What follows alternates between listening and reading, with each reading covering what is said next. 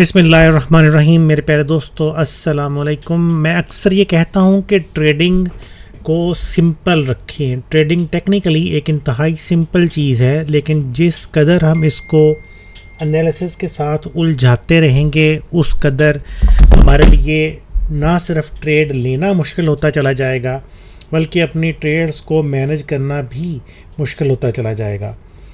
इसी फार्मूले को मद्देनज़र रखते हुए बहुत इजीली ट्रेड्स मिलती हैं, लेकिन अक्सर लोग ये कहते हैं कि चार्ट के ऊपर ट्रेडिंग मिलने के बाद बता देना तो बहुत इजी होता है, लेकिन प्रैक्टिकली जब हम ट्रेडिंग कर रहे होते हैं वहाँ पे डिसीजन मेकिंग जो है वो काफ़ी टफ होती है। और मैं इस बात से एग्री करता हूँ, लेकिन प्रॉपर प्रैक्टिस के साथ एक ही चीज़ को जब बार बार दोहराया जाता है तो वो चीज़ आपकी सेकंड नेचर बन जाती है और वहाँ पे काम करना आपको इंतहाई आसान हो जाता है।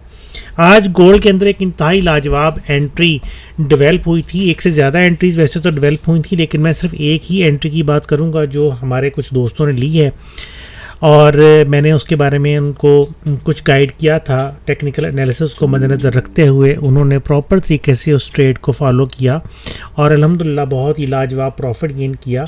उस ट्रेड का जो स्टॉप लॉस था वो रफली 1000 से 1100 पिप के दरमियान था और उसमें जो प्रॉफिट टोटल टारगेट प्रॉफिट का उन्होंने रखा था वो था 1680 पिप का। और अल्हम्दुलिल्लाह 1680 पिप से ज़्यादा मार्केट गई है। एग्जैक्टली कितना गई है मुझे अभी थोड़ी देर पहले उन्होंने बताया ट्रेड के बारे में, तो मैंने सोचा कि इसके ऊपर आज एक वीडियो बना दी जाए, क्योंकि एक बहुत ही लाजवाब ट्रेडिंग अपॉर्चुनिटी थी। बहुत ही सिंपल एनालिसिस था जिसके ऊपर उन्होंने ट्रेड की है और इंतहाई लाजवाब प्रॉफिट उन्होंने गेन किया। ये इस वक्त हमारे सामने गोल्ड का चार्ट है। गोल्ड के तमाम टाइम फ्रेम्स यहाँ पे आपको सामने नज़र आ रहे हैं। मैं सिर्फ 30 मिनट और H1 चार्ट की बात करूँगा। 30 मिनट और H1 टाइम फ्रेम के अंदर इंतहाई लाजवाब ट्रेडिंग अपॉर्चुनिटीज़ डेवलप हुई थी। और अगर आप गौर करें तो इस जगह पे मार्केट आज नीचे गई है। सुबह जब ओपन हुई है तो उसके बाद मार्केट ने नीचे जाना शुरू कर दिया और इस जगह पे अगर आप गौर करें तो हमारे पास बुलिश एनगल्फिंग की फॉर्मेशन डेवलप हुई है और इसी बुलिश एनगल्फिंग की फॉर्मेशन पे उन्होंने अपनी एंट्री प्लान की थी।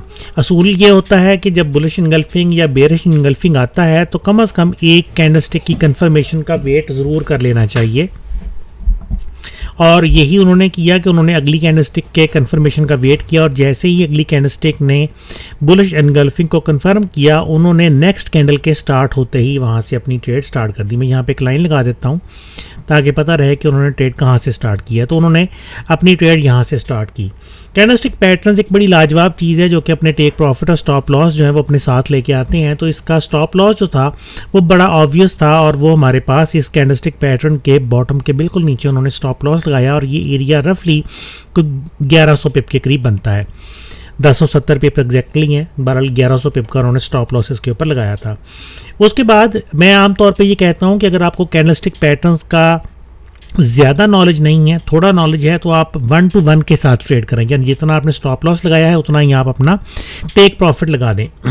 लेकिन मोस्टली मार्केट 1 to 1 की रेशो से कहीं ज़्यादा मूव करती है और यहाँ पे मार्केट ने काफ़ी ज़्यादा मूव किया और अभी भी मूव कर रही है, लेकिन वो ट्रेड से आउट हो चुके हैं क्योंकि उनका डिज़ायर्ड टेक प्रॉफिट जो था वो हिट हो गया था और उन्होंने अपनी ट्रेड क्लोज कर ली है। और वो किस बेस पे उन्होंने ट्रेड क्लोज की है?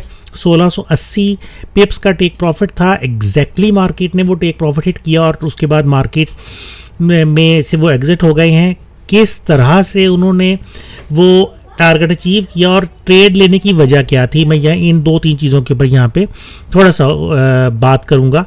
जैसे मैंने कहा कि 1 to 1 के रेशो के हिसाब से आपका 1100 पिप का अगर स्टॉप लॉस है तो 1100 पिप का ही मिनिमम आप अपना टेक प्रॉफिट रखें, जो कि तकरीबन यहाँ पे बनता है। रफली मैं अगर यहाँ पे एक लाइन लगा दूँ तो तकरीबन यहाँ पे आपका 1100 पिप का टेक प्रॉफिट जो है वो हिट होता है।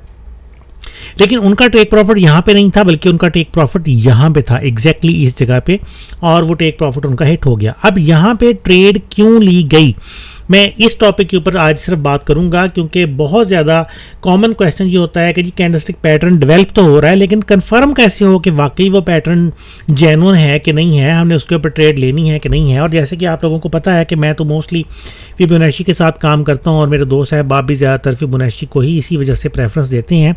तो यहाँ पे फिबोनाची रिट्रेसमेंट ने ही कंफर्मेशन प्रोवाइड की ट्रेड एंट्री के लिए भी और ट्रेड एग्जिट के लिए भी। कैसे? मैं यहाँ पे फिबोनाची रिट्रेसमेंट टूल को अप्लाई करता हूँ और ये प्रीवियस जो हमारा फिबोनाची एरिया था हम इसको ड्रा करते हैं। और अगर हम देखते हैं अब मैंने यहाँ पे क्यों ड्रा किया है इसके बारे में वीडियोस हमारे यूट्यूब चैनल पे मौजूद हैं कि फिबोनाची को किस तरह से ड्रा किया जाता है। 99% लोग फिबोनाची को मैंने देखा है कि 99% तो चलो ना सी, लेकिन 90% लोग फिबोनाची को गलत तरीके से ड्रा करते हैं। मैं इस वीडियो में वो समझाने की चक्कर में नहीं जाऊँगा क्योंकि बहुत लंबी वीडियो हो जाएगी। मेरी कोशिश है सिंपल और छोटी वीडियो रहे। बहरहाल ये हमने फिबोनाची रिट्रेसमेंट को अप्लाई किया तो हमने देखा कि मार्केट नीचे गिर रही है और गिरते गिरते 161.8 के टारगेट की तरफ गई है और उस टारगेट को अचीव करने के बाद मार्केट ने वहाँ पे बुलिश एनगल्फिंग कैंडल फॉर्म की है और ये क्लियर कंफर्मेशन थी कि मार्केट यहाँ पे अब रिटर्न करना चाहती है क्योंकि उसने टारगेट को हिट करने के बाद ब्रेक नहीं किया।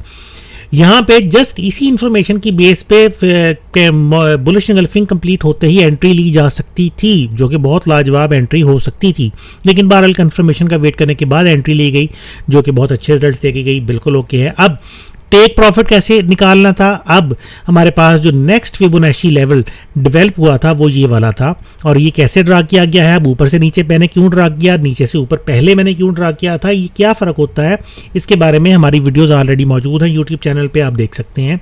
तो ये हमारे पास जनाब नया फिबोनाची लेवल था, यहाँ पे हमारी एंट्री थी और उस एंट्री के बाद मार्केट ने 100 के लेवल को इस कैंडल ने ब्रेक किया जो कि कन्फर्मेशन थी कि मार्केट अभी मजीद ऊपर जाएगी। उसके बाद रिट्रेसमेंट हुई। इन रिट्रेसमेंट्स के हवाले से भी फिबोनाची के साथ हमारी डिटेल से वीडियोस मौजूद हैं कि मार्केट कैसे रिट्रेस करती है और कहां तक रिट्रेस करती है।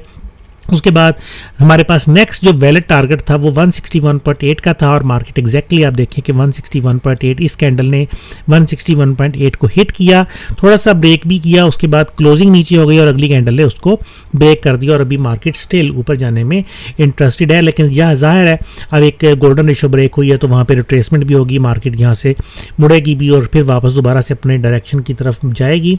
तो ये इंतहाई सिंपल एनालिसिस था।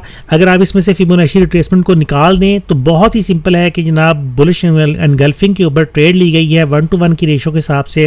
1100 पिप का स्टॉप लॉस था, 1100 पिप का आपका टेक प्रॉफिट आ गया और मेरे ख्याल में अगर एक दिन में आप 1100 पिप कमा रहे हैं तो ये इंतहाई लाजवाब प्रॉफिट है। आई होप कि इस छोटी सी वीडियो से मार्केट को समझने में आपको मजीद मदद मिलेगी। कैंडलस्टिक पैटर्न्स का कोर्स डिटेल के साथ इंशाल्लाह बहुत जल्द आने वाला है, मैंने बार बार उसका जिक्र किया है और वो फ्री ऑफ कॉस्ट अवेलेबल होगा और इंतहाई डेप्थ होगा। तो बने रहिए मेरे साथ, इंशाल्लाह अगली वीडियो में आप लोगों से फिर मुलाकात होगी। तब तक के लिए मुझे डॉक्टर ज़ियाउल हसन को फॉरेक्सगुरु.pk से इजाज़त दीजिए। अपनी दुआओं में याद रखिएगा। अल्लाह हाफिज़।